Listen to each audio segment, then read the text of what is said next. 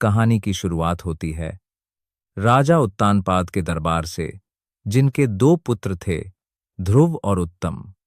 ध्रुव की मां सुनीति थीं, जबकि उत्तम की मां सुरुचि थीं। राजा का झुकाव सुरुचि की ओर अधिक था, जिससे सुनीति और ध्रुव को उपेक्षा का सामना करना पड़ता था। एक दिन ध्रुव अपने पिता की गोद में बैठा था, तभी सुरुचि ने उसे वहां से हटा दिया और ताना मारा कि केवल उसका बेटा ही राजा की गोद में बैठ सकता है। 5 वर्ष के ध्रुव के मन में यह बात गहरे तक चुभ गई। वह रोता हुआ अपनी मां के पास गया और सारी बात बताई।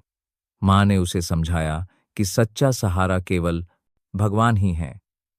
इस घटना ने ध्रुव के जीवन की दिशा बदल दी और उसने भगवान की भक्ति का निश्चय किया। ध्रुव ने अपनी मां की बातों से प्रेरित होकर घर छोड़ दिया और भगवान की खोज में निकल पड़ा। मार्ग में उसकी भेंट देवर्षि नारद से हुई। नारद जी ने ध्रुव को समझाने की कोशिश की, लेकिन ध्रुव अपने संकल्प पर अड़िग रहा।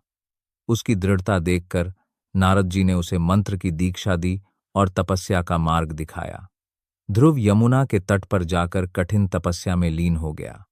उसकी तपस्या इतनी कठोर थी कि तीनों लोकों में उसकी चर्चा होने लगी। नमो भगवते वासुदेवाय की ध्वनि वैकुंठ तक पहुंच गई। ध्रुव के तप और भक्ति ने भगवान नारायण को भी प्रभावित कर दिया। ध्रुव की तपस्या से प्रसन्न होकर भगवान नारायण स्वयं प्रकट हुए। उन्होंने ध्रुव से कहा कि उसकी सभी इच्छाएं पूरी होंगी।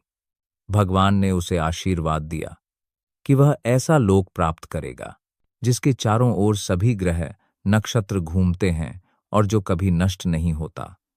यह लोक ध्रुव लोक कहलाएगा और ध्रुव तारा के रूप में अमर रहेगा। भगवान के वरदान से ध्रुव को न केवल अपार ऐश्वर्य और सम्मान मिला, बल्कि वह सदा के लिए आकाश में चमकता तारा बन गया। ध्रुव की यह कहानी हमें सिखाती है कि सच्ची लगन और भक्ति से असंभव भी संभव हो सकता